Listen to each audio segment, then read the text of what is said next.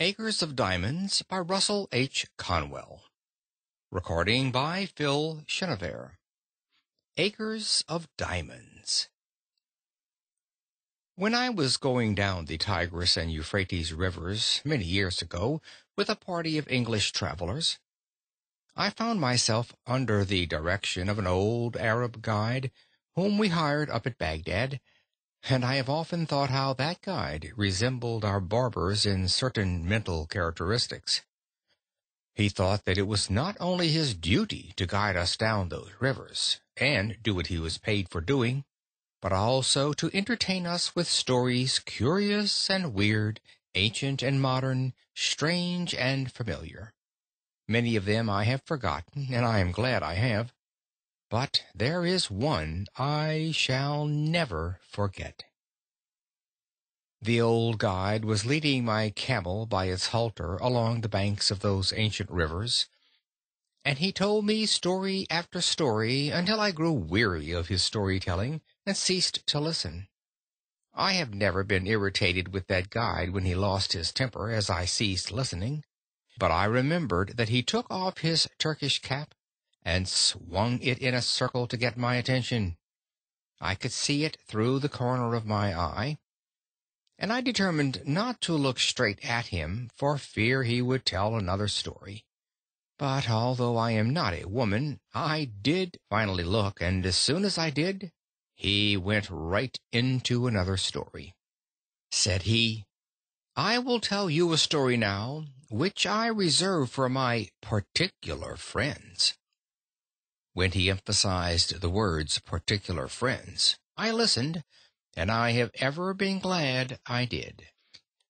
I really feel devoutly thankful that there are 1,674 young men who have been carried through college by this lecture, who are also glad that I did listen.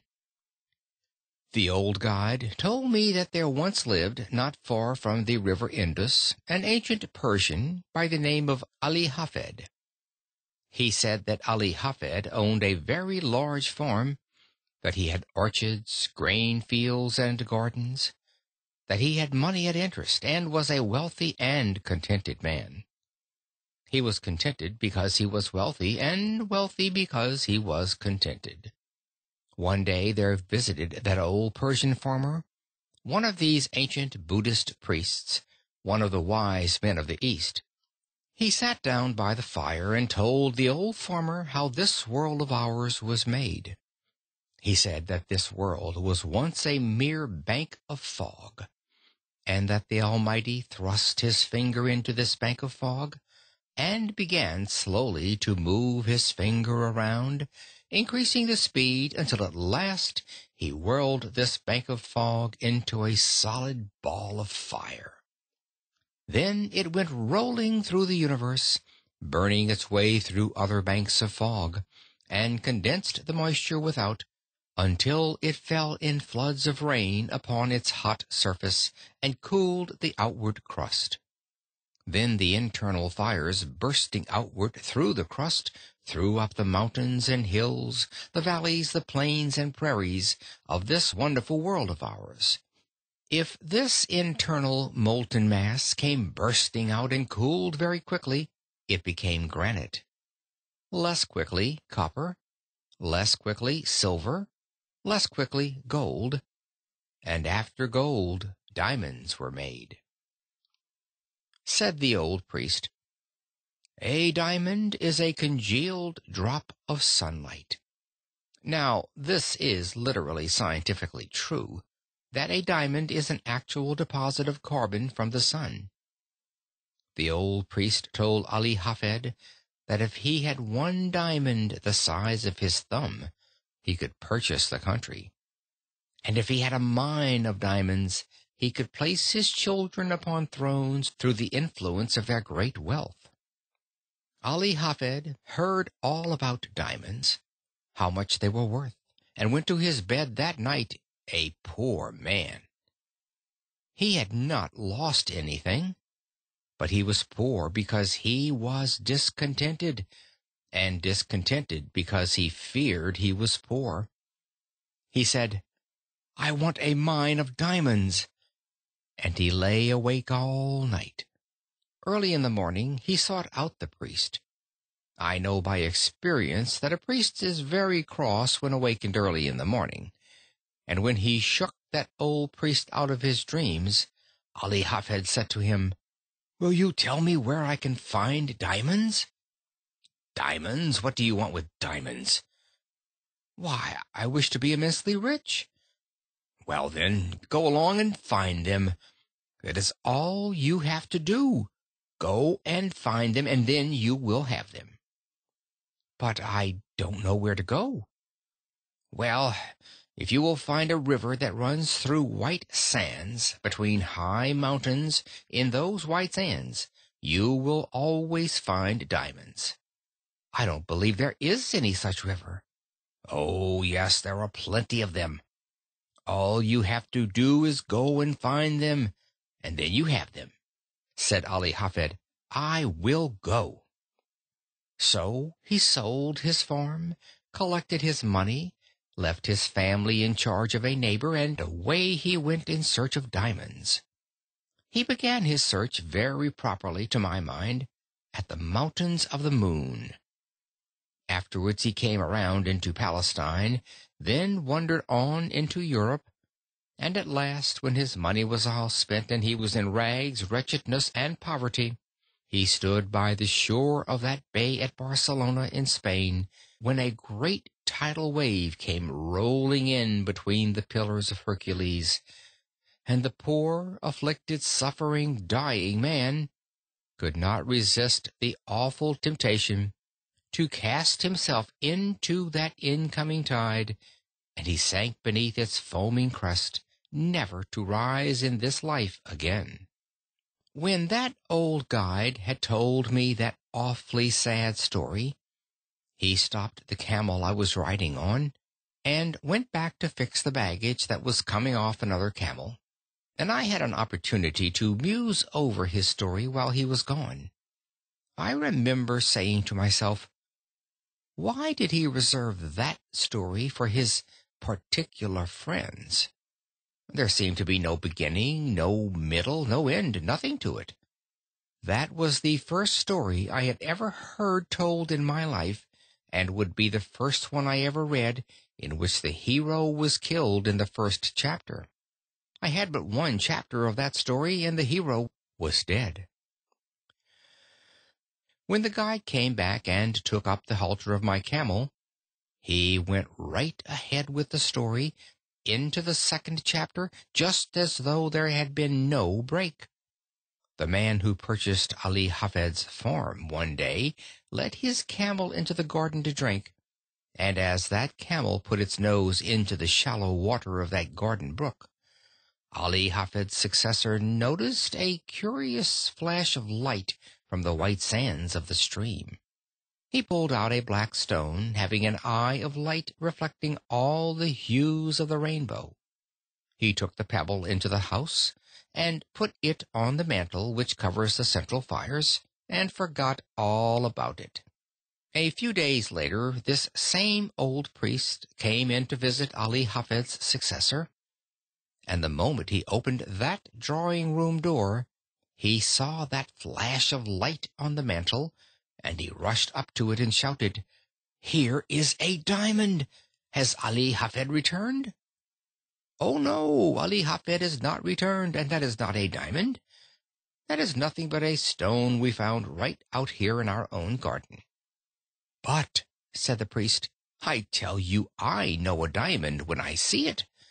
I know positively that is a diamond." Then together they rushed out into that old garden, and stirred up the white sands with their fingers, and lo, there came up other, more beautiful and valuable gems than the first. "Thus," said the guide to me, and friends, it is historically true, was discovered the diamond mine of Golconda, the most magnificent diamond mine in all the history of mankind, excelling the Kimberley itself. The Koh-i-Noor and the Orloff of the crown jewels of England and Russia, the largest on earth, came from that mine. When that old Arab guide told me the second chapter of his story, He then took off his Turkish cap and swung it around in the air again to get my attention to the moral. Those Arab guides have morals to their stories, although they are not always moral.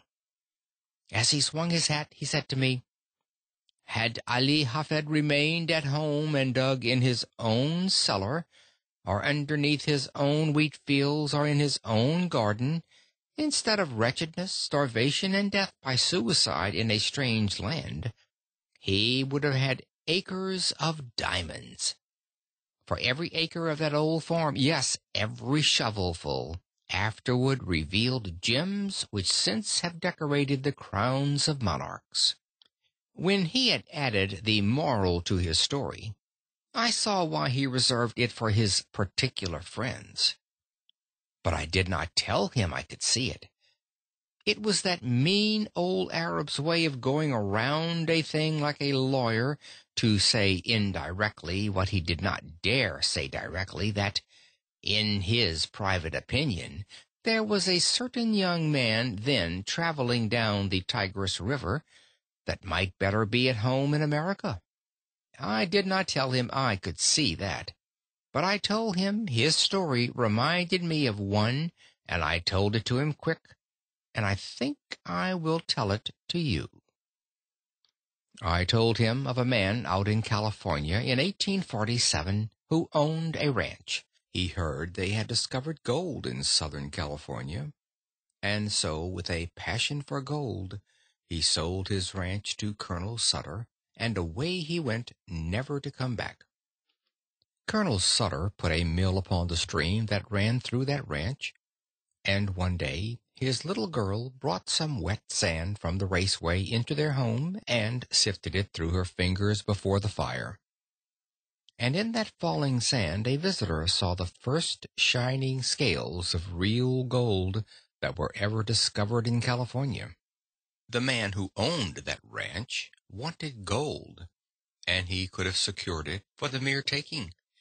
Indeed, $38 millions have been taken out of very few acres since then. About 8 years ago, I delivered this lecture in a city that stands on that farm, and they told me that a one-third owner for years and years has been getting $120 in gold every 15 minutes, sleeping or waking, without taxation. You and I would enjoy an income like that, if we didn't have to pay an income tax. But a better illustration really than that occurred here in our own Pennsylvania. If there is anything I enjoy above another on the platform, it is to get one of these German audiences in Pennsylvania before me and fire that at them, and I enjoy it tonight. There was a man living in Pennsylvania, not unlike some Pennsylvanians you have seen, who owned a farm, and he did with that farm just what I would do with a farm if I owned one in Pennsylvania. He sold it. But before he sold it, he decided to secure employment collecting coal oil for his cousin, who was in the business in Canada, where they first discovered oil on this continent. They dipped it from the running streams at that early time. So this Pennsylvania farmer wrote to his cousin asking for employment. You see, friends, this farmer was not altogether a foolish man. No, he was not. He did not leave his farm until he had something else to do. Of all the simpletons the stars shine on, I don't know of a worse one than the man who leaves one job before he has gotten another. That has especial reference to my profession, and has no reference whatever to a man seeking a divorce. When he wrote to his cousin for employment, his cousin replied, "I cannot engage you because you know nothing about the oil business." Well, then the old farmer said, "I will know," and with most commendable zeal, characteristic of the students of Temple University, he set himself at the study of the whole subject. He began away back at the second day of God's creation, when this world was covered thick and deep with that rich vegetation which since has turned to the primitive beds of coal. He studied the subject until he found that the drainings really of those rich beds of coal furnished the coal oil that was worth pumping, and then he found how it came up with the living springs. He studied until he knew what it looked like, smelled like, tasted like, and how to refine it. Now, said he in his letter to his cousin, I understand the oil business. His cousin answered, all right, come on. So he sold his farm, according to the county record, for $833, even money, no sense. He had scarcely gone from that place before the man who purchased the spot went out to arrange for the watering of the cattle. He found the previous owner had gone out years before and put a plank across the brook back of the barn, edgewise into the surface of the water just a few inches. The purpose of that plank at that sharp angle across the brook was to throw over to the other bank a dreadful-looking scum through which the cattle would not put their noses. But with that plank there to throw it all over to one side, the cattle would drink below, and thus that man who had gone to Canada had been himself damming back for 23 years a flood of coal oil which the state geologists of Pennsylvania declared to us 10 years later was even then worth $100 million to our state, and 4 years ago our geologist declared the discovery to be worth to our state $1,000 million. The man who owned that territory on which the city of Titusville now stands, and those Pleasantville valleys, had studied the subject from the second day of God's creation clear down to the present time. He studied it until he knew all about it, and yet he is said to have sold the whole of it for $833, and again I say, no sense. But I need another illustration. I found it in Massachusetts, and I am sorry I did, because that is the state I came from. This young man in Massachusetts furnishes just another phase of my thought. He went to Yale College and studied mines and mining, and became such an adept as a mining engineer that he was employed by the authorities of the university to train students who were behind their classes. During his senior year, he earned $15 a week for doing that work. When he graduated, they raised his pay from $15 to $45 a week and offered him a professorship, and as soon as they did, he went right home to his mother. If they had raised that boy's pay from $15 to $15.60, he would have stayed and been proud of the place. But when they put it up to $45 at one leap, he said, "Mother, I won't work for $45 a week. The idea of a man with a brain like mine working for $45 a week. Let's go out in California and stake out gold mines and silver mines and be immensely rich." Said his mother, "Now, Charlie, it is just as well to be happy as it is to be rich." "Yes," said Charlie, "but it is just as well to be rich and happy, too." And they were both right about it. As he was an only son and she a widow, of course he had his way. They always do. They sold out in Massachusetts, and instead of going to California, they went to Wisconsin, where he went into the employ of the Superior Copper Mining Company at $15 a week again, but with the proviso in his contract that he should have an interest in any mines he should discover for the company. I don't believe he ever discovered a mine, and if I am looking in the face of any stockholder of that copper company, you wish he had discovered something or other. I have friends who are not here because they could not afford a ticket, who did have stock in that company at the time this young man was employed there. This young man went out there, and I have not heard a word from him. I don't know what became of him, and I don't know whether he found any mines or not, but I don't believe he ever did. But I do know the other end of the line. He had scarcely gotten out of the old homestead before the succeeding owner went out to dig potatoes. The potatoes were already growing in the ground when he bought the farm, And as the old farmer was bringing in a basket of potatoes, it hugged very tight between the ends of the stone fence. You know, in Massachusetts, our farms are nearly all stone wall. There you are obliged to be very economical of front gateways in order to have some place to put the stone. When that basket hugged so tight, he set it down on the ground, and then dragged on one side and pulled on the other side, and as he was dragging that basket through, this farmer noticed in the upper and outer corner of that stone wall, right next to the gate, a block of native silver 8 inches square.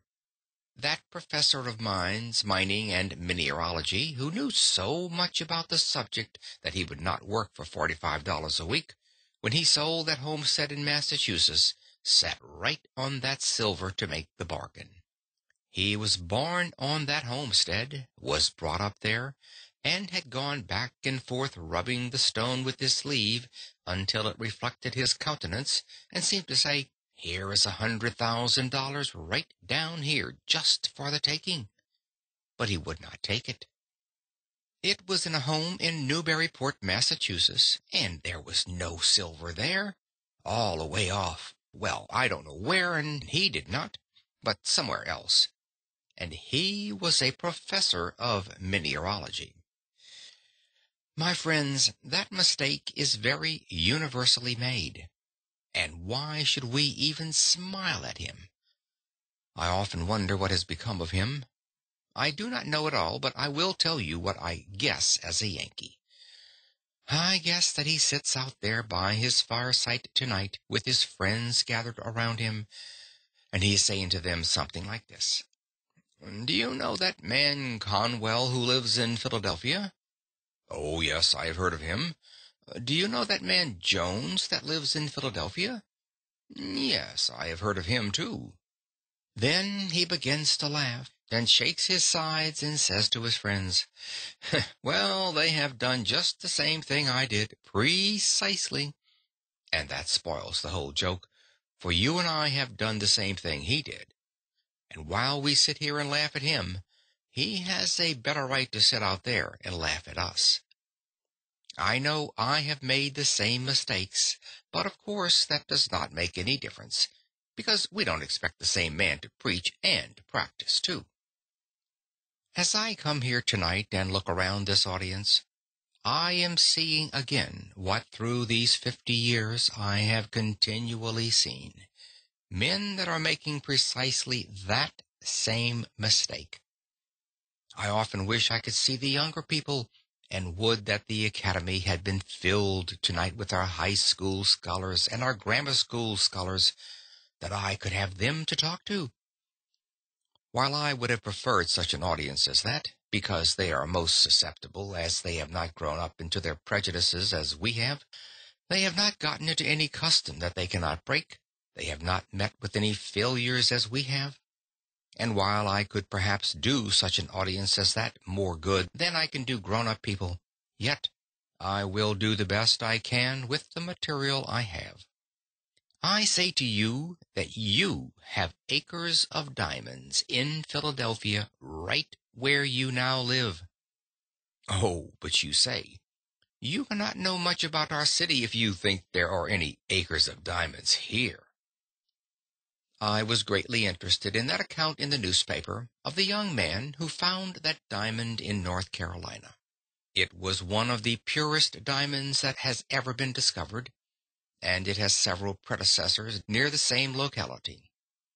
I went to a distinguished professor in mineralogy and asked him where he thought those diamonds came from. The professor secured the map of the geologic formations of our continent and traced it. He said it went either through the underlying carboniferous strata adapted for such production westward through Ohio and the Mississippi, or in more probability came eastward through Virginia and up the shore of the Atlantic Ocean.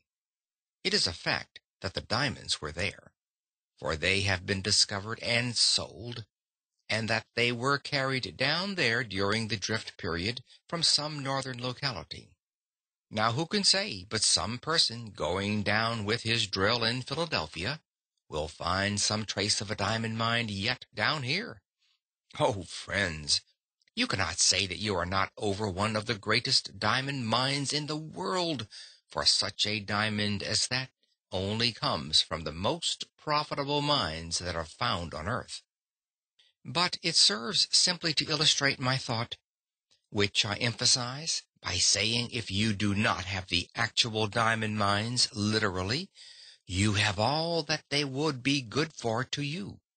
Because now that the Queen of England has given the greatest compliment ever conferred upon American women for her attire, because she did not appear with any jewels at all at the late reception in England, it has almost done away with the use of diamonds anyhow.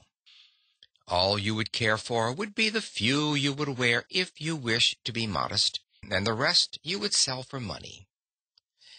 Now then, I say again that the opportunity to get rich, to attain unto great wealth, is here in Philadelphia now, within the reach of almost every man and woman who hears me speak tonight, and I mean just what I say. I have not come to this platform, even under these circumstances, to recite something to you. I have come to tell you what in God's sight I believe to be the truth. And if the years of life have been of any value to me in the attainment of common sense, I know I am right. That the men and women sitting here, who found it difficult perhaps to buy a ticket to this lecture or gathering tonight, have within their reach acres of diamonds, opportunities to get largely wealthy. There never was a place on earth more adapted than the city of Philadelphia today, and never in the history of the world did a poor man without capital have such an opportunity to get rich quickly and honestly as he has now in our city. I say it is the truth, and I want you to accept it as such, for if you think I have come to simply recite something, then I would better not be here. I have no time to waste in any such talk, but to say things I believe, and unless some of you get richer for what I am saying tonight, my time is wasted. I say that you ought to get rich, and it is your duty to get rich. How many of my pious brethren say to me, "Do you, a Christian minister, spend your time going up and down the country advising young people to get rich, to get money?" Yes, of course I do. They say, "Isn't that awful? Why don't you preach the gospel instead of preaching about man's making money?" Because to make money honestly is to preach the gospel. That is the reason. The men who get rich may be the most honest men you find in the community. "Oh, but," says some young man here tonight, "I've been told all my life that if a person has money, he is very dishonest and dishonorable and mean and contemptible." My friend, that is the reason why you have none, because you have that idea of people. The foundation of your faith is altogether false. Let me say here clearly, and say it briefly, though subject to discussion which I have not time for here, 98 out of 100 of the rich men of America are honest. That is why they are rich. That is why they are trusted with money. That is why they carry on great enterprises and find plenty of people to work with them. It is because they are honest men. Says another young man, "I hear sometimes of men that get millions of dollars dishonestly." Yes, of course you do, and so do I. But they are so rare a thing in fact that the newspapers talk about them all the time as a matter of news, until you get the idea that all the other rich men got rich dishonestly. My friend, you take and drive me, if you furnish the auto, out into the suburbs of Philadelphia, and introduce me to the people who own their homes around this great city.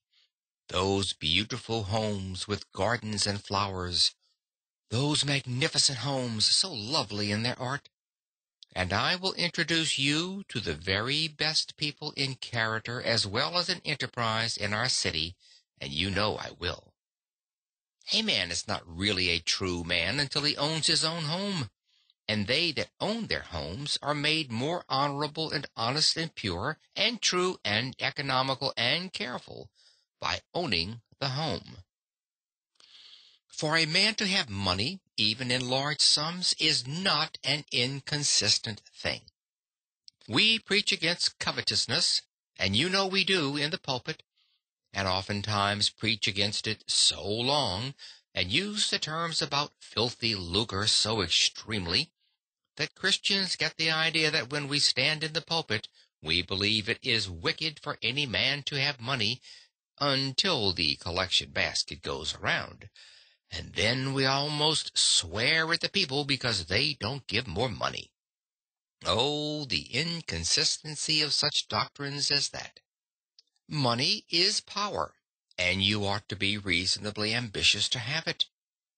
You ought, because you can do more good with it than you could without it. Money printed your Bible. Money builds your churches. Money sends your missionaries, and money pays your preachers, and you would not have many of them either if you did not pay them. I am always willing that my church should raise my salary, because the church that pays the largest salary always raises it the easiest.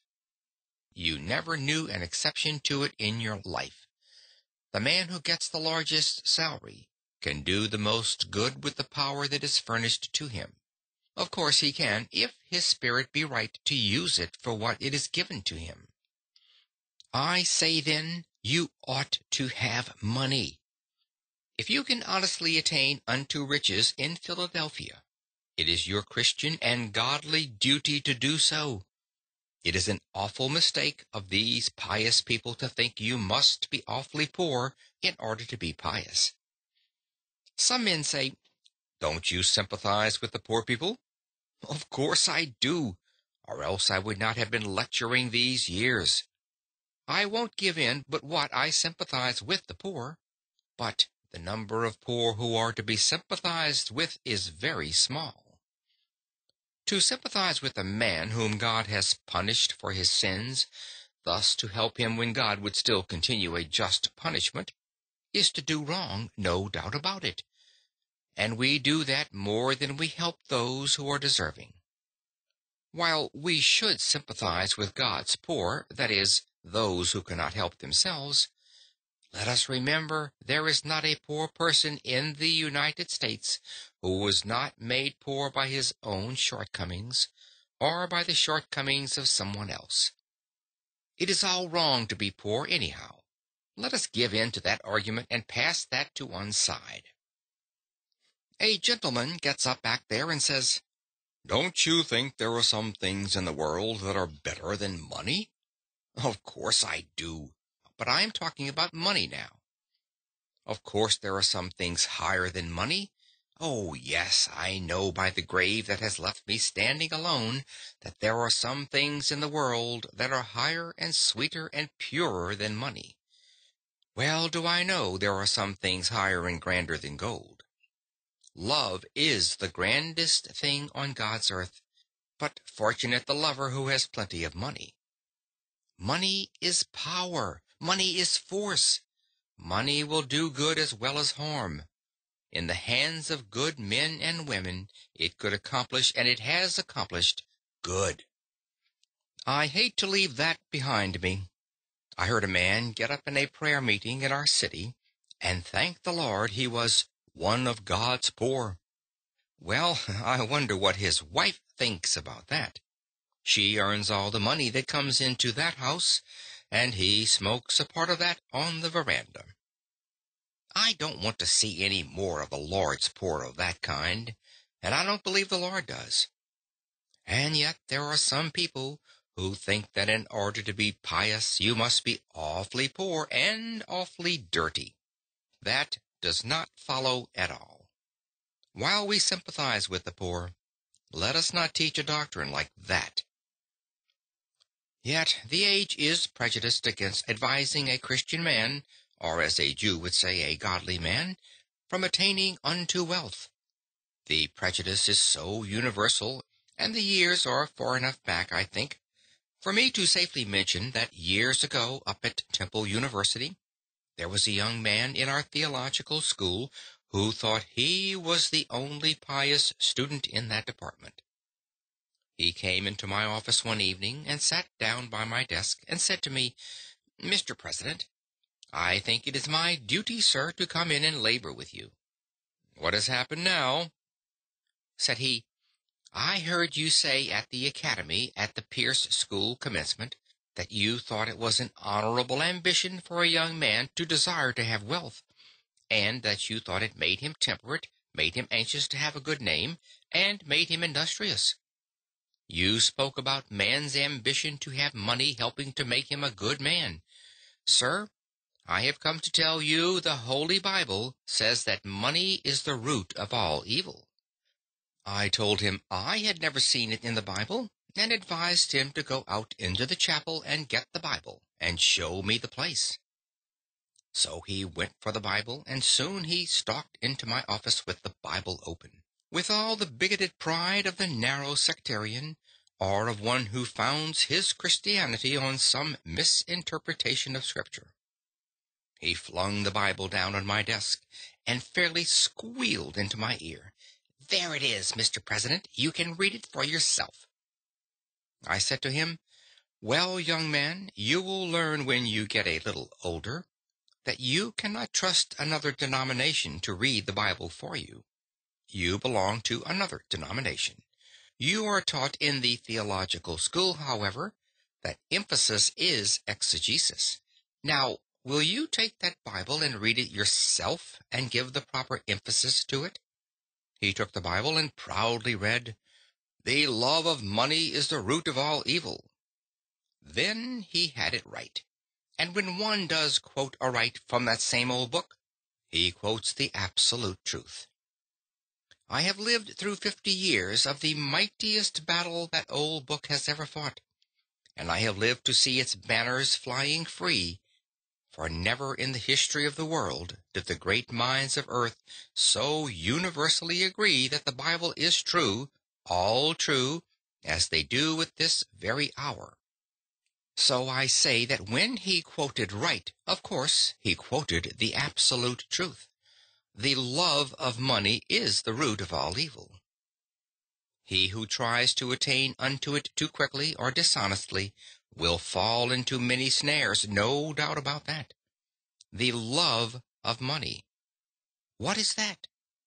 It is the making an idol of money, and idolatry, pure and simple, everywhere, is condemned by the Holy Scriptures and by man's common sense. The man that worships the dollar instead of thinking of the purposes for which it ought to be used, the man who idolizes simply money, the miser that hoards his money in the cellar, or hides it in his stocking, or refuses to invest it where it will do the world good, that man who hugs the dollar until the eagle squeals has in him the root of all evil. I think I will leave that behind me now and answer the question of nearly all of you who are asking, is there opportunity to get rich in Philadelphia? Well, now, how simple a thing it is to see where it is, and the instant you see where it is yours. Some old gentleman gets up back there and says, "Mr. Conwell, have you lived in Philadelphia for 31 years and don't know that the time has gone by when you can make anything in this city?" No, I don't think it is. Yes, it is. I have tried it. What business are you in?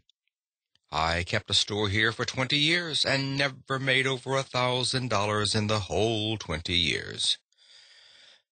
Well, then, you can measure the good you have been to this city by what this city has paid you, because a man can judge very well what he is worth by what he receives. That is, in what he is to the world at this time.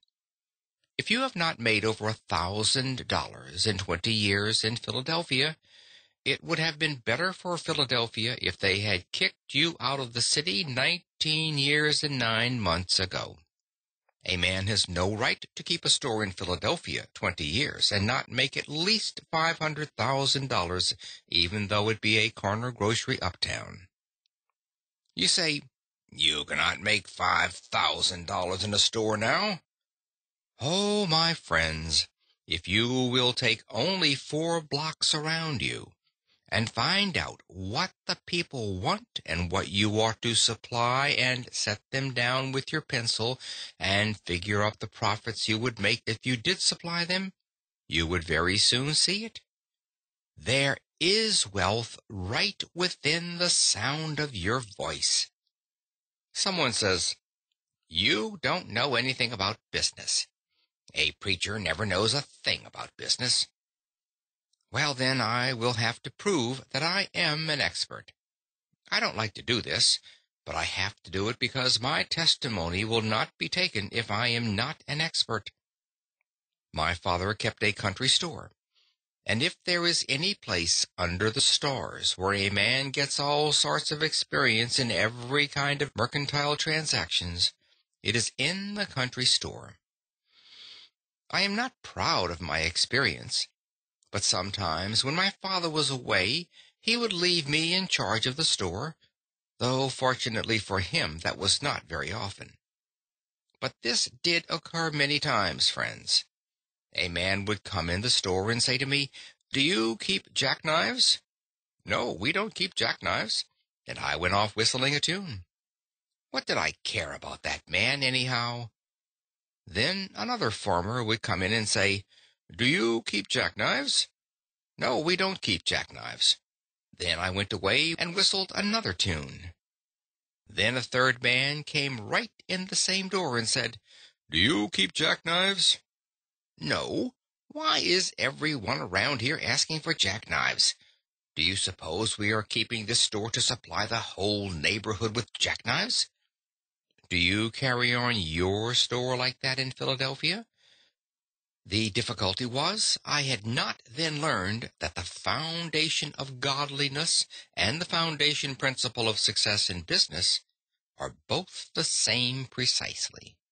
The man who says, "I cannot carry my religion into business," advertises himself either as being an imbecile in business, or on the road to bankruptcy, or a thief. One of the three, sure.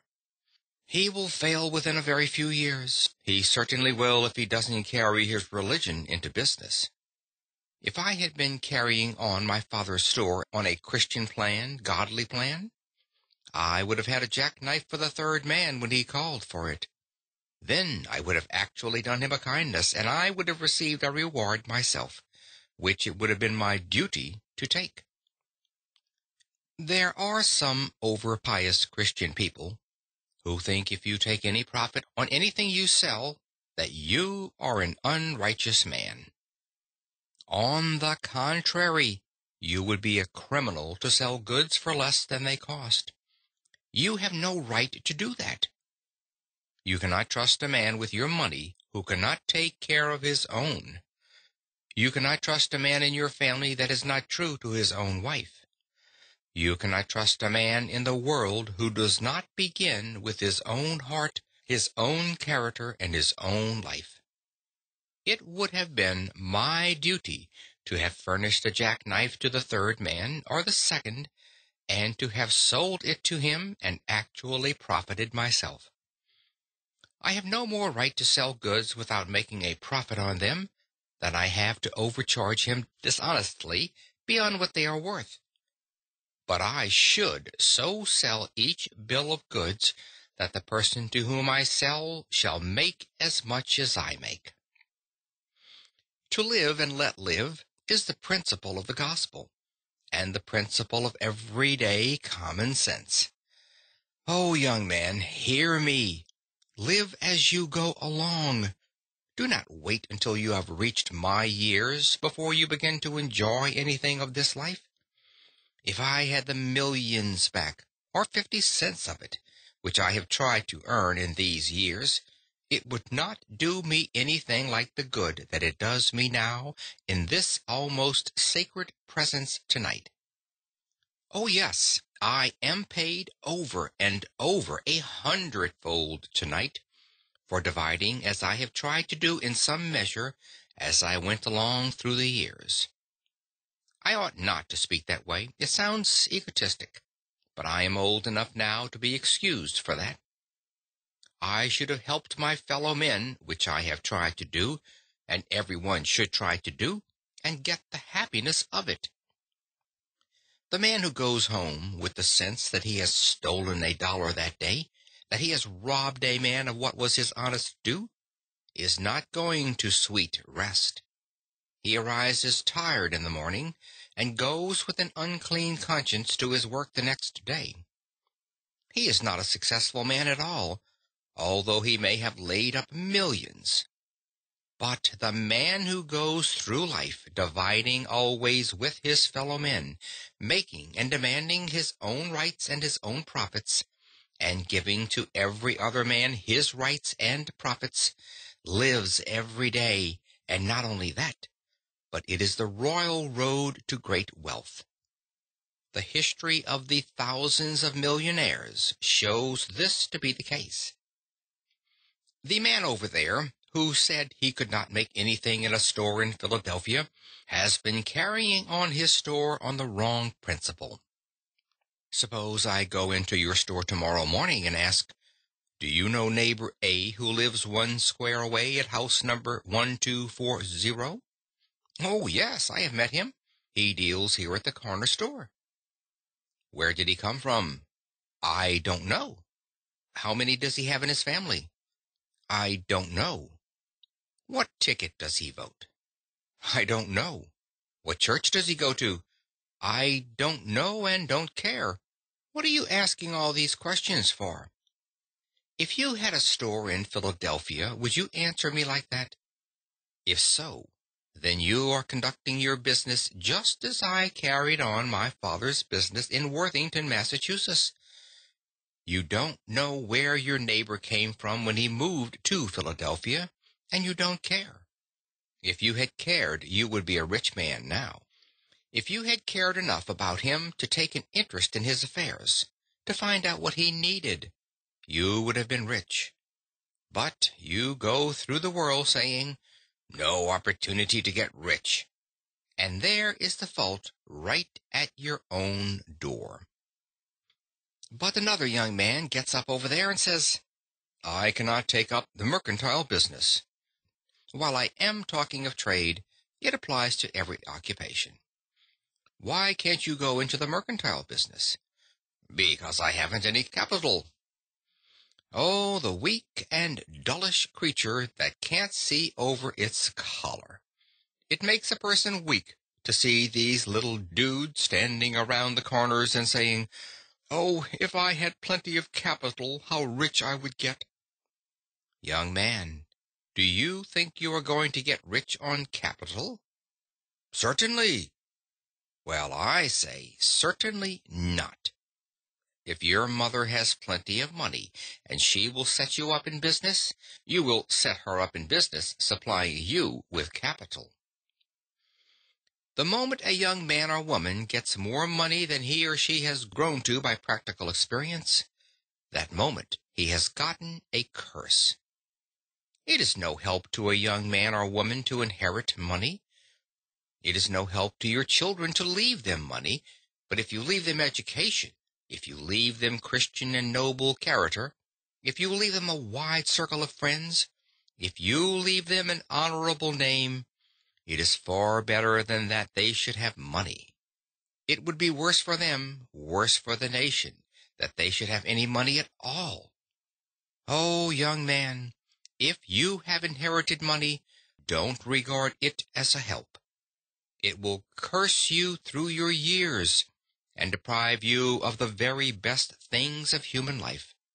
There is no class of people to be pitied so much as the inexperienced sons and daughters of the rich of our generation. I pity the rich man's son. He can never know the best things in life. One of the best things in our life is when a young man has earned his own living, and when he becomes engaged to some lovely young woman and makes up his mind to have a home of his own. Then, with that same love, comes also that divine inspiration toward better things, and he begins to save his money. He begins to leave off his bad habits and to put money in the bank. When he has a few $100s, he goes out in the suburbs to look for a home. He goes to the savings bank, perhaps, for half of the value, and then goes for his wife. And when he takes his bride over the threshold of that door for the first time, he says, in words of eloquence my voice can never touch, "I have earned this home myself. It is all mine, and I divide with thee." That is the grandest moment a human heart may ever know. But a rich man's son can never know that. He takes his bride into a finer mansion, it may be, but he is obliged to go all the way through it and say to his wife, "My mother gave me that, my mother gave me that, and my mother gave me this," until his wife wishes she had married his mother. I pity the rich man's son. The Thing in the Attic, Part 2. Late that afternoon, the three found the blue, turbulent stream flowing out of the foothills of the Great Range. Not even Alaskan knew quite what to make of it. It looked like water, but it flowed like the rivers of lava that crept downward from the volcanoes. Whatever else it could be, obviously it wasn't water. Water stood, it never flowed. It was possible to imagine a still body of water as big as this, but only in a moment of fancy, an exaggeration derived from the known bodies of water in the tank plants. But this much water in motion? It suggested pythons. It was probably poisonous. It did not occur to any of them to drink from it. They were afraid even to touch it, let alone cross it, for it was almost surely as hot as the other kinds of lava rivers. They followed its course cautiously into the foothills, their throats as dry and gritty as the hollow stems of horsetails. Except for the thirst, which was in an inverted sense their friend, insofar as it overrode the hunger, the climbing was not difficult. It was only circuitous because of the need to stay under cover, to reconnoiter every few yards, to choose the most sheltered course rather than the most direct. By an unspoken consent, none of the three mentioned Charles, but their eyes were constantly darting from side to side, searching for a glimpse of the thing that had taken him. This was perhaps the worst, the most terrifying part of the tragedy. Not once since they had been in hell had they actually seen a demon, or even an animal as large as a man. The enormous three-taloned footprint they had found in the sand beside their previous night's bed, the spot where the thing had stood, looking down at the four sleepers from above, coldly deciding which of them to seize, was the only evidence they had that they were now really in the same world with the demons. The world of the demons they had sometimes looked down upon from the remote vine webs. The footprint and the skull. By nightfall they had ascended perhaps 150 feet. It was difficult to judge distances in the twilight, and the token vine bridges from the attic world to the pink cliffs were now cut off from sight by the intervening masses of the cliffs themselves. But there was no possibility that they could climb higher today. Although Mathild had borne the climb surprisingly well, and Honath himself still felt almost fresh, Alaskan was completely winded. He had taken a bad cut on one hip from a serrated spike of volcanic glass against which he had stumbled. The wound, bound with leaves to prevent its leaving a spoor which might be followed, evidently was becoming steadily more painful. Honath finally called a halt as soon as they reached the little ridge with the cave in back of it. Helping Alaskan over the last boulders, he was astonished to discover how hot the navigator's hands were. He took him back into the cave and then came out onto the ledge again. "He's really sick," he told Mathilde in a low voice. "He needs water, and another dressing for that cut. And we've got to get both for him somehow. If we ever get to the jungle on the other side of the range, we'll need a navigator even worse than we need a needlesmith." "But how? I could dress the cut if I had the materials, Honeth. But there's no water up here. It's a desert. We'll never get across it." "We've got to try. I can get him water, I think. There was a big cycladella on the slope we came up, just before we passed that obsidian spur that hurt Alaskan. Gourds that size usually have a fair amount of water inside them, and I can use a piece of the spur to rip it open." A small hand came out of the darkness and took him tightly by the elbow. "Honeth, you can't go back down there. Suppose the demon that took Charles is still following us. They hunt at night, and this country is all so strange." "I can find my way. I'll follow the sound of the stream of blue lava, or whatever it is. You pull some fresh leaves for Alaskan and try to make him comfortable. Better loosen those vines around the dressing a little. I'll be back." He touched her hand and pried it loose gently. Then, without stopping to think about it any further, he slipped off the ledge and edged toward the sound of the stream, traveling crabwise on all fours. But he was swiftly lost. The night was thick and completely impenetrable, and he found that the noise of the stream seemed to come from all sides, providing him no guide at all. Furthermore, his memory of the ridge which led up to the cave appeared to be faulty, for he could feel it turning sharply to the right beneath him, though he remembered distinctly that it had been straight past the first side branch, and then had gone to the left. Or had he passed the first side branch in the dark without seeing it? He probed the darkness cautiously with one hand. At the same instant, a brisk staccato gust of wind came whirling up out of the night across the ridge. Instinctively, Honeth shifted his weight to take up the flexing of the ground beneath him.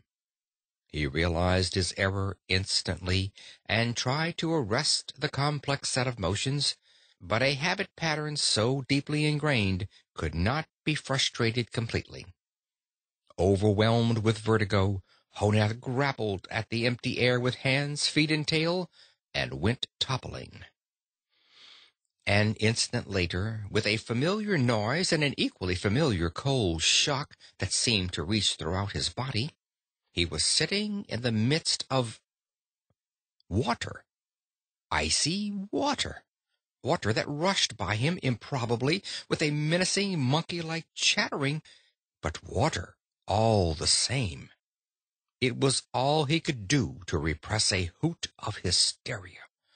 He hunkered down into the stream and soaked himself.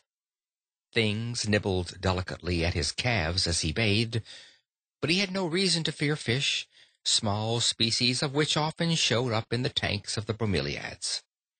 After lowering his muzzle to the rushing invisible surface and drinking his fill, he dunked himself completely, and then clambered out onto the banks, carefully neglecting to shake himself. Getting back to the ledge was much less difficult. "Mathilde," he called in a hoarse whisper. "Mathilde, we've got water." "Come in here quick, then. Alaskan's worse, I'm afraid, Honeth." Dripping, Honeth felt his way into the cave. "I don't have any container. I just got myself wet. You'll have to sit him up and let him lick my fur." "I'm not sure he can." But Alaskan could, feebly but sufficiently. Even the coldness of the water, a totally new experience for a man who had never drunk anything but the soup-warm contents of the bromeliads, seemed to help him. He lay back at last and said in a weak but otherwise normal voice, "So the stream was water after all." "Yes," Honeth said, "and there are fish in it too." "Don't talk," Mathilde said. "Rest, Alaskan." I'm resting, Honath. If we stick to the course of the stream... Where was I? Oh, we can follow the stream through the range. Now that we know it's water, how did you find that out? I lost my balance and fell into it. Alaskan chuckled. Hell's not so bad, is it? He said. Then he sighed, and rushes creaked under him. Mathild, what's the matter?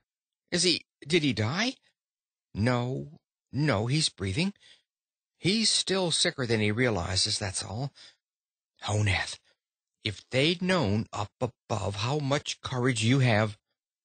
I was scared white, Honath said grimly. I'm still scared. But her hand touched his again in the solid blackness, and after he had taken it, he felt irrationally cheerful. With Alaskan breathing so raggedly behind them, there was little chance that either of them would be able to sleep that night. But they sat silently together on the hard stone in a kind of temporary peace. When the mouth of the cave began to outline itself with the first glow of the red sun, they looked at each other in a conspiracy of light all their own. Let us unlearn everything we knew only by rote, go back to the beginning, learn all over again, and continue to learn. With the first light of the white sun, a half-grown megatherium cub rose slowly from its crouch at the mouth of the cave and stretched luxuriously, showing a full set of saber-like teeth. It looked at them steadily for a moment, its ears alert, then turned and loped away down the slope. How long it had been crouched there listening to them, it was impossible to know. They had been lucky that they had stumbled into the lair of a youngster. A full-grown animal would have killed them all within a few seconds after its cat eyes had collected enough dawn to identify them positively. The cub, since it had no family of its own, evidently had only been puzzled to find its den occupied and didn't want to quarrel about it. The departure of the big cat left Honath frozen, not so much frightened as simply stunned by so unexpected an end to the vigil. At the first moan from Alaskan, however, Mathild was up and walking softly to the navigator, speaking in a low voice sentences which made no particular sense, and perhaps were not intended to. Honath stirred and followed her.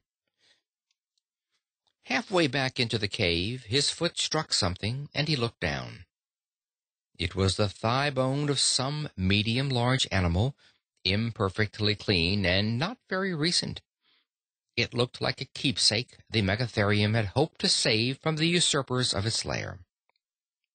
Along a curved inner surface there was a patch of thick gray mold.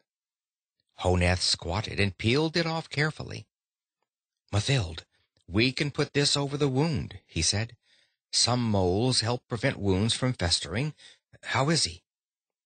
Better, I think, Mathild murmured. But he's still feverish. I don't think we'll be able to move on today. Honath was unsure whether to be pleased or disturbed. Certainly he was far from anxious to leave the cave, where they seemed at least to be reasonably comfortable. Possibly they would also be reasonably safe, for the low-roofed hole almost surely still smelt of megatherium, and intruders would recognize the smell, as the men from the attic world could not, and keep their distance.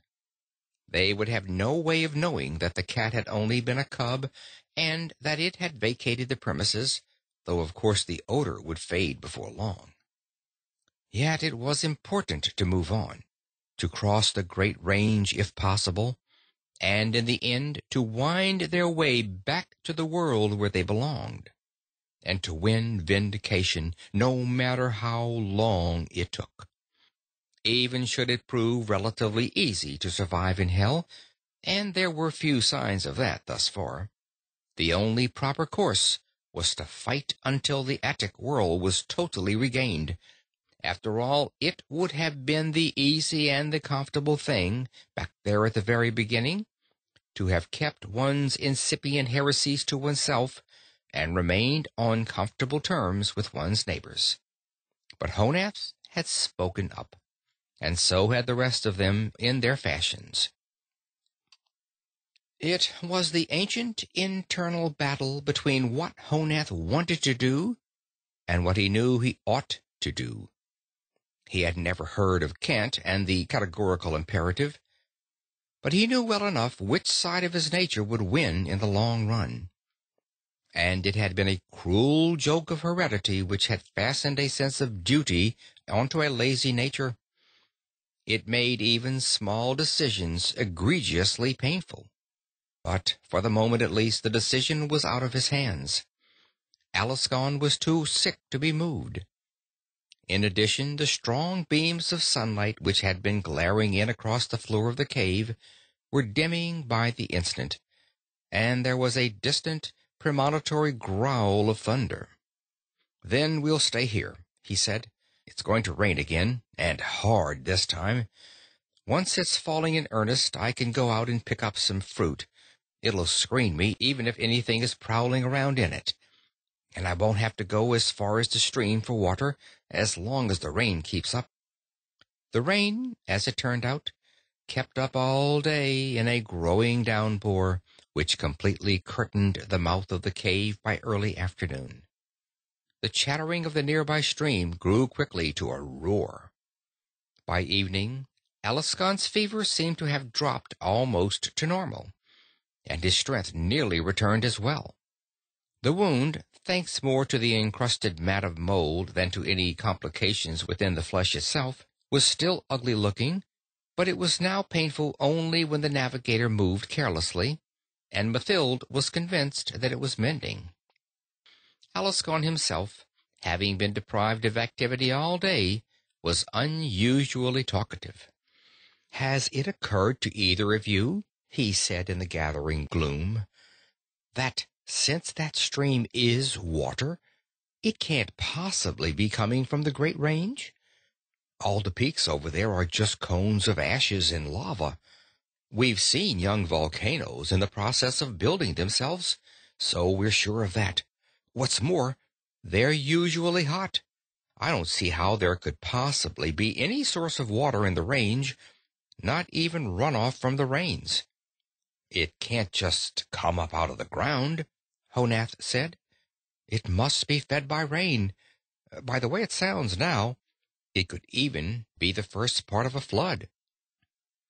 "As you say, it's probably rainwater," Alaskan said cheerfully, "but not off the Great Range. That's out of the question. Most likely it collects on the cliffs."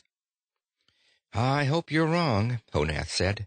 "The cliffs may be a little easier to climb from this side, but there's still the cliff tribe to think about." Maybe, but the cliffs are big. The tribes on this side may never have heard of the war with our treetop folk. No, Honath, I think that's our only course." "If it is," Honath said grimly, "we're going to wish more than ever that we had some stout, sharp needles among us." Alaskan's judgment was quickly borne out. The three left the cave at dawn the next morning, Alaskan moving somewhat stiffly but not otherwise noticeably incommoded, and resumed following the stream bed upwards, a stream now swollen by the rains to a roaring rapids. After winding its way upwards for about a mile in the general direction of the Great Range, the stream turned on itself and climbed rapidly back toward the basalt cliffs, falling toward the three over successively steeper shelves of jutting rock. Then it turned again at right angles, and the three found themselves at the exit of a dark gorge, little more than 30 feet high, but both narrow and long. Here the stream was almost perfectly smooth, and the thin strip of land on either side of it was covered with low shrubs. They paused and looked dubiously into the canyon. It was singularly gloomy. "There's plenty of cover at least," Honath said in a low voice. But almost anything could live in a place like that. Nothing very big could hide in it, Alaskan pointed out. It should be safe. Anyhow, it's the only way to go. All right, let's go ahead then, but keep your head down and be ready to jump. Honath lost the other two by sight as soon as they crept into the dark shrubbery, but he could hear their cautious movements nearby. Nothing else in the gorge seemed to move at all, not even the water, which flowed without a ripple over an invisible bed. There was not even any wind, for which Honath was grateful, although he had begun to develop an immunity to the motionless ground beneath them. After a few moments, Honath heard a low whistle. Creeping sidewise toward the source of the sound, he nearly bumped into Alaskan, who was crouched beneath a thickly spreading magnolia. An instant later, Mathilda's face peered out of the dim greenery. "Look," Alaskan whispered. "What do you make of this?" This was a hollow in the sandy soil, about 4 feet across, and rimmed with a low parapet of earth, evidently the same earth that had been scooped out of its center. Occupying most of it were 3 gray ellipsoidal objects, smooth and featureless. "Eggs," Mathilde said wonderingly. "Obviously, but look at the size of them. Whatever laid them must be gigantic. I think we're trespassing in something's private valley." Mathilde drew in her breath. Honath thought fast, as much to prevent panic in himself as in the girl. A sharp-edged stone lying nearby provided the answer. He seized it and struck. The outer surface of the eggs was leathery rather than brittle. It tore raggedly. Deliberately, Honath bent and put his mouth to the oozing surface.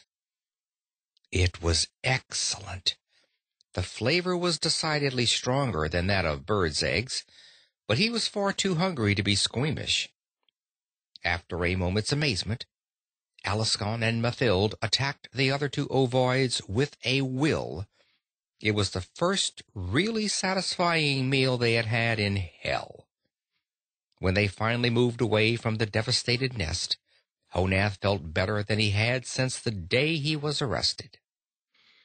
As they moved on down the gorge, they began again to hear the roar of water, though the stream looked as placid as ever. Here, too, they saw the first sign of active life in the valley, a flight of giant dragonflies skimming over the water. The insects took fright as soon as Honath showed himself, but quickly came back, their nearly non-existent brains already convinced that there had always been men in the valley. The roar got louder very rapidly. When the 3 rounded the long, gentle turn which had cut off their view from the exit, the source of the roar came into view. It was a sheet of falling water as tall as the depth of the gorge itself, which came arcing out from between 2 pillars of basalt and fell to a roiling, frothing pool. "This is as far as we go," Alaskan said, shouting to make himself heard over the tumult. "We'll never be able to get up these walls." Stunned, Honath looked from side to side. What Alaskan had said was all too obviously true. The gorge evidently had begun life as a layer of soft, partly soluble stone in the cliffs, tilted upright by some volcanic upheaval, and then worn completely away by the rushing stream. Both cliff faces were of the harder rock, and were sheer and as smooth as if they had been polished by hand. Here and there a network of tough vines had begun to climb them, but nowhere did such a network even come close to reaching the top. Honath turned and looked once more at the great arc of water and spray. If there were only some way to prevent their being forced to retrace their steps. Abruptly, over the riot of the falls, there was a piercing, hissing shriek. Echoes picked it up and sounded it again and again, all the way up the battlements of the cliffs. Honath sprang up in the air and came down, trembling, facing away from the pool. At first he could see nothing. Then, down at the open end of the turn, there was a huge flurry of motion. A second later, a two-legged, blue-green reptile half as tall as the gorge itself came around the turn in a single bound and lunged violently into the far wall of the valley. It stopped as if momentarily stunned, and the great grinning head turned toward them, a face of sinister and ferocious idiocy. The shriek set the air to boiling again. Balancing itself with its heavy tail, the beast lowered its head and looked redly toward the falls. The owner of the robbed nest had come home. They had met a demon of hell at last. Honath's mind at that instant went as white and blank as the underbark of a poplar. He acted without thinking, without even knowing what he did. When thought began to creep back into his head again, the three of them were standing, shivering, in semi-darkness, watching the blurred shadow of the demon lurching back and forth upon the screen of shining water. It had been nothing but luck, not foreplanning, to find that there was a considerable space between the back of the falls proper and the blind wall of the canyon. It had been luck, too, which had forced Honath to skirt the pool in order to reach the falls at all, and thus had taken them all behind the silver curtain at the point where the weight of the falling water was too low to hammer them down for good. And it had been the blindest stroke of all that the demon had charged after them directly into the pool, where the deep, boiling water had slowed its thrashing hind legs enough to halt it before it went under the falls, as it had earlier blundered into the hard wall of the gorge. Not an iota of all this had been in Honath's mind before he had discovered it to be true. At the moment that the huge reptile had screamed for the second time, he had simply grasped Mathilde's hand and broken for the falls, leaping from low tree to shrub to fern faster than he had ever leapt before. He did not stop to see how well Mathilde was keeping up with him, or whether or not Alaskan was following. He only ran. He might have screamed, too, but he could not remember. They stood now, all three of them, wet through, behind the curtain, until the shadow of the demon faded and vanished. Finally, Honath felt a hand thumping his shoulder and turned slowly. Speech was impossible here, but Alaskan's pointing finger was eloquent enough. Along the back wall of the falls, where centuries of erosion had failed to wear away completely the original soft limestone, there was a sort of serrated chimney open toward the gorge, which looked as though it could be climbed. At the top of the falls the water shot out from between the basalt pillars in a smooth, almost solid-looking tube, arcing at least 6 feet before beginning to break into the fan of spray and rainbows which poured down into the gorge.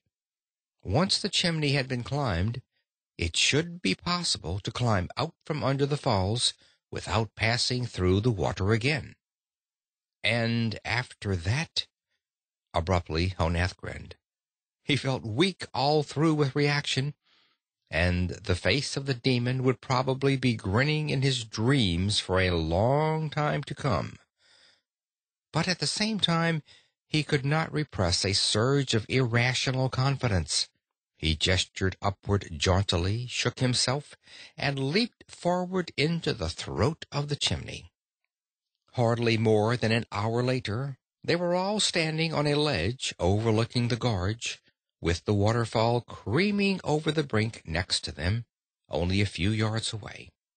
From here It was evident that the gorge itself was only the bottom of a far greater cleft, a split in the pink and gray cliffs as sharp as though it had been riven in the rock by a bolt of sheet lightning. Beyond the basalt pillars from which the fall issued, however, the stream foamed over a long ladder of rock shelves which seemed to lead straight up into the sky. "That way?" Mathilde said. "Yes, and as fast as possible," Alaskan said, shading his eyes.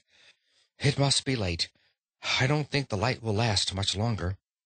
"We'll have to go single file," Honath added, "and we'd better keep hold of each other's hands. One slip on those wet steps, and it's a long way down again." Mathilde shuddered and took Honath's hand convulsively. To his astonishment, the next instant she was tugging him toward the basalt pillars. The irregular patch of deepening violet sky grew slowly as they climbed.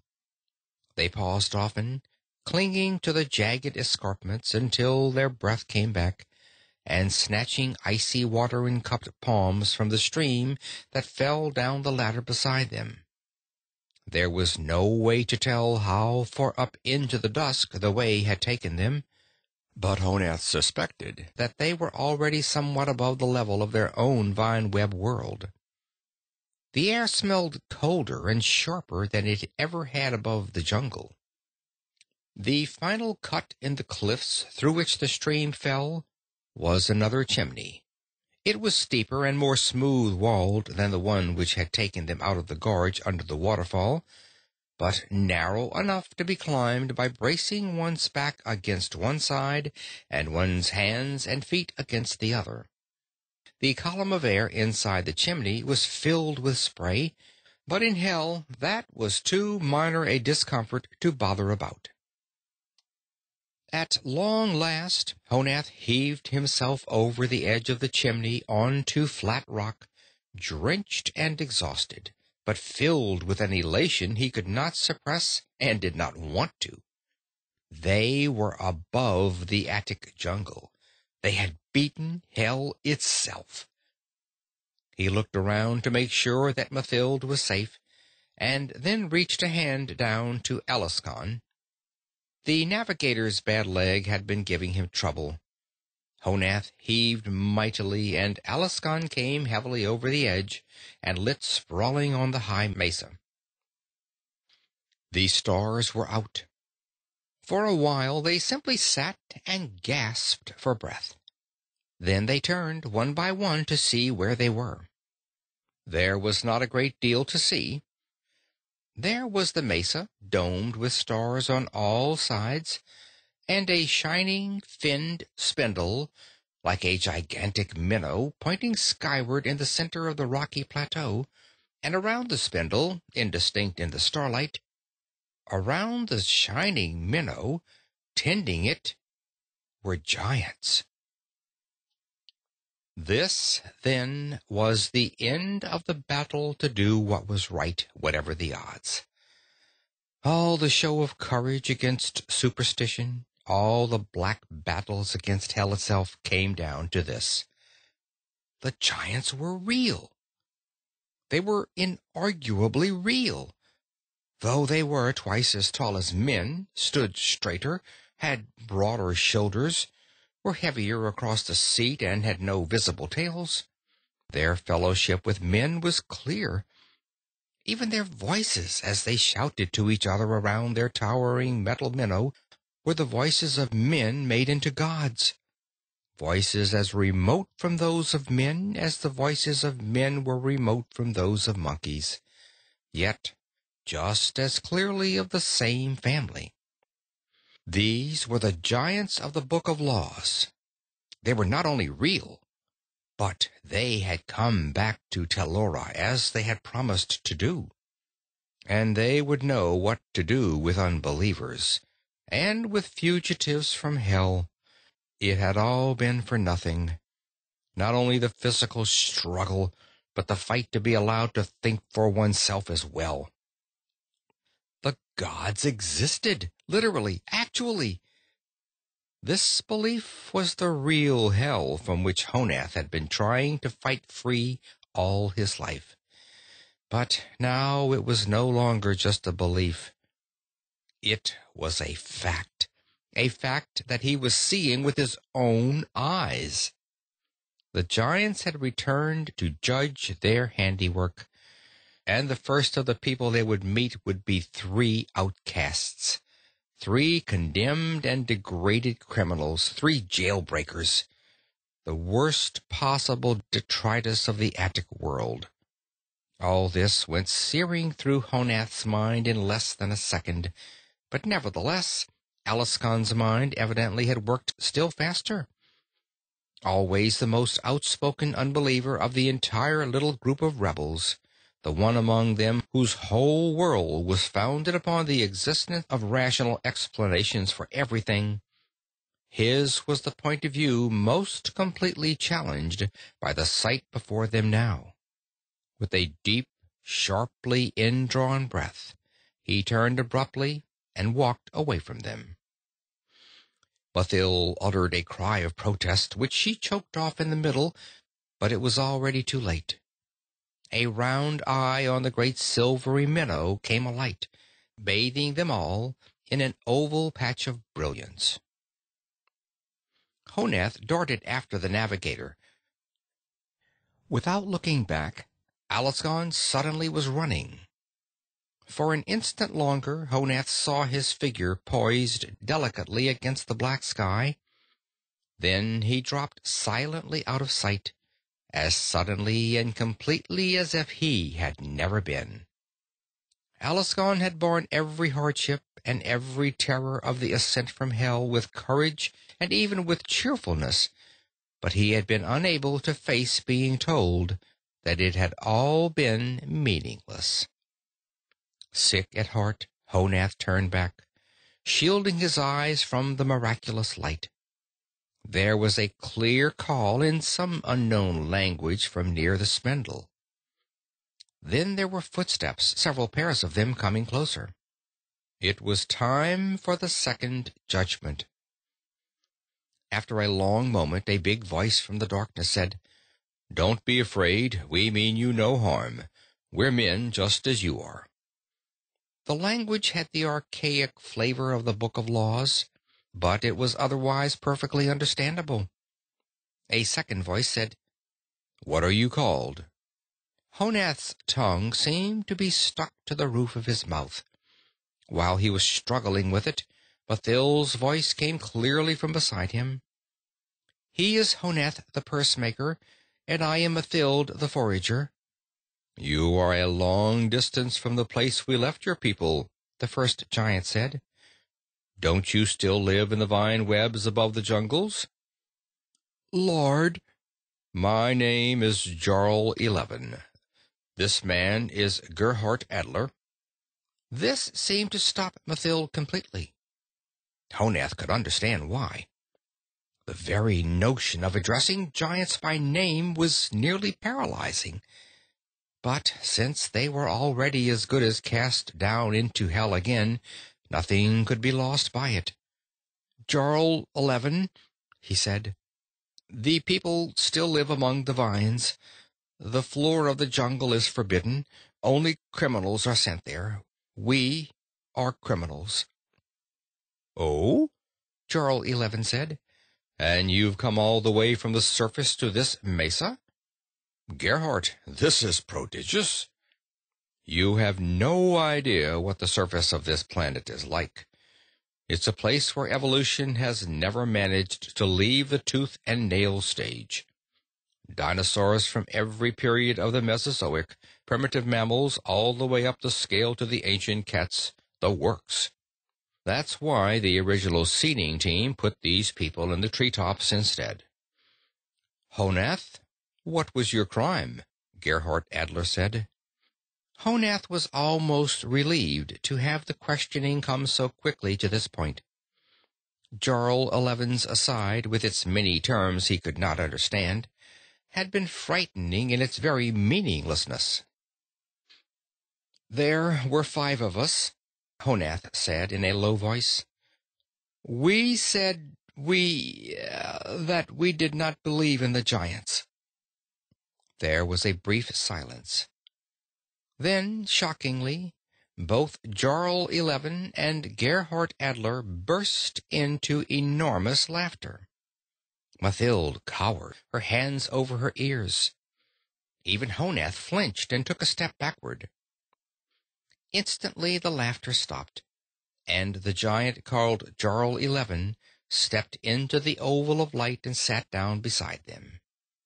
In the light it could be seen that his face and hands were hairless, although there was hair on his crown.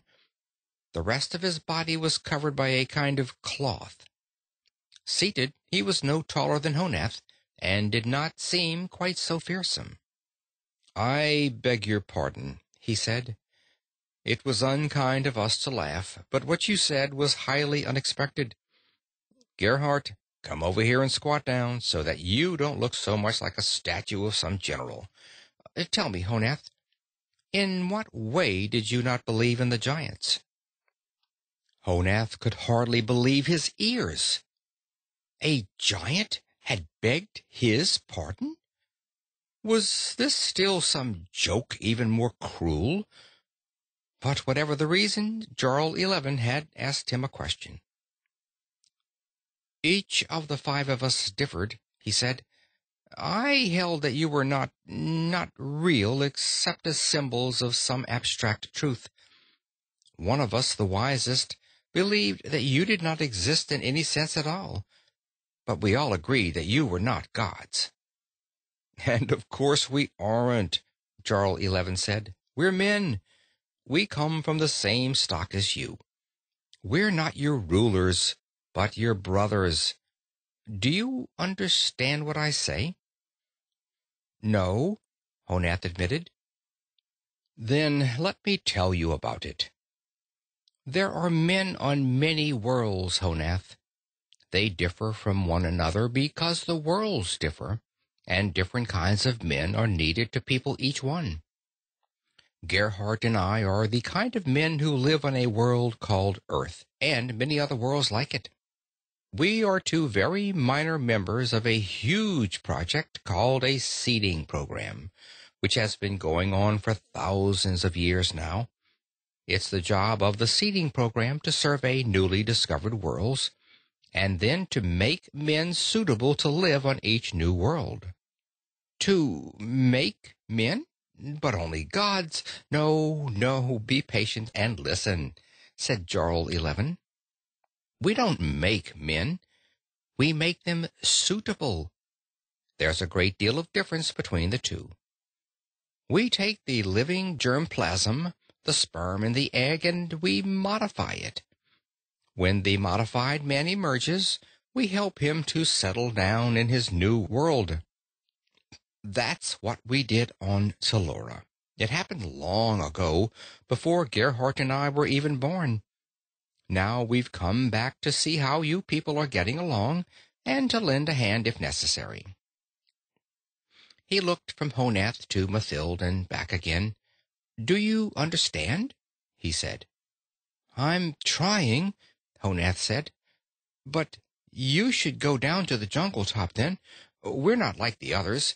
They are the people you want to see. We shall in the morning. We just landed here. But just because you're not like the others, we're more interested in you now. Tell me, has any condemned man ever escaped from the jungle floor before you people?" "No, never. That's not surprising. There are monsters down there." Jarl 11 looked sideways at the other giant. He seemed to be smiling. "When you see the films," he remarked, "you'll call that the understatement of the century. Honath, how did you 3 manage to escape then?"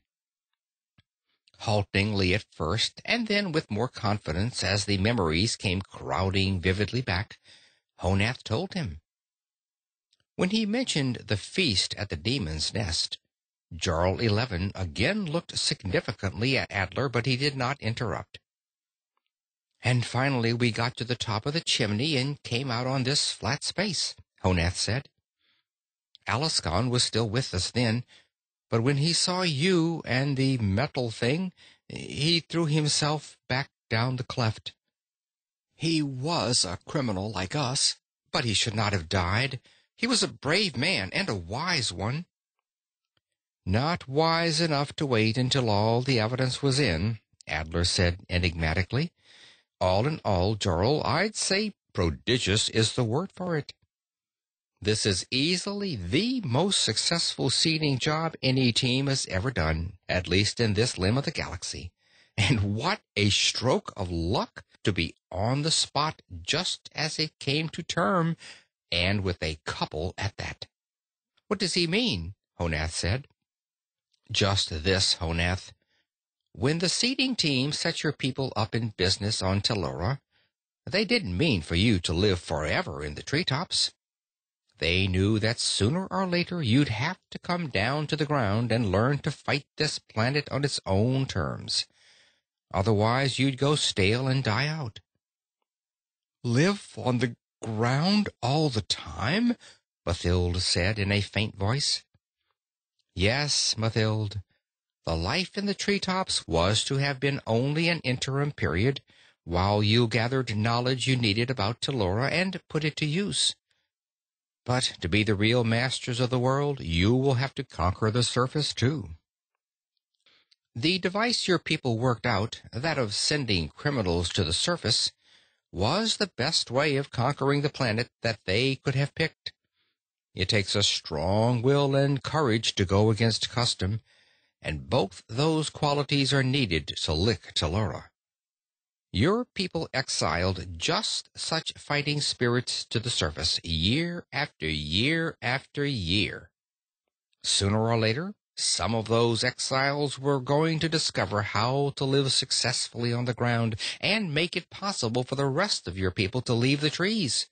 You and Honath have done just that." "Observe, please, Jarl," Adler said. "The crime in this first successful case was ideological. That was the crucial turn in the criminal policy of these people. A spirit of revolt is not quite enough, but couple it with brains and ecce homo." Honath's head was swimming. "But what does all this mean?" he said. "Are we not condemned to hell any more?" "No, you're still condemned, if you still want to call it that," Jarl 11 said soberly. "You've learned how to live down there, and you've found out something even more valuable. How to stay alive while cutting down your enemies. Do you know that you killed 3 demons with your bare hands, you and Mathild and Alaskan?" "Killed?" "Certainly," Jarl 11 said. "You ate 3 eggs. That is the classical way, and indeed the only way, to wipe out monsters like the dinosaurs.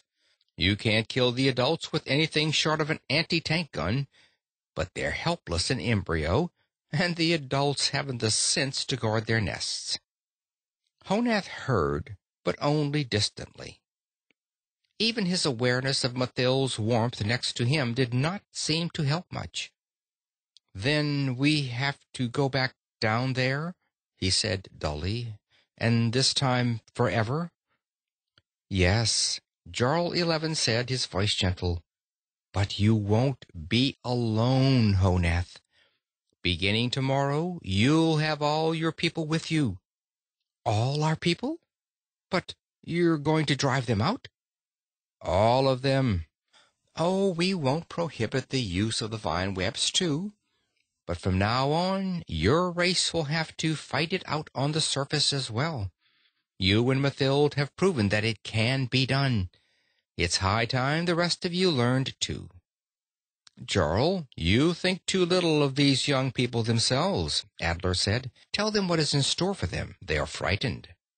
Of course. It's obvious.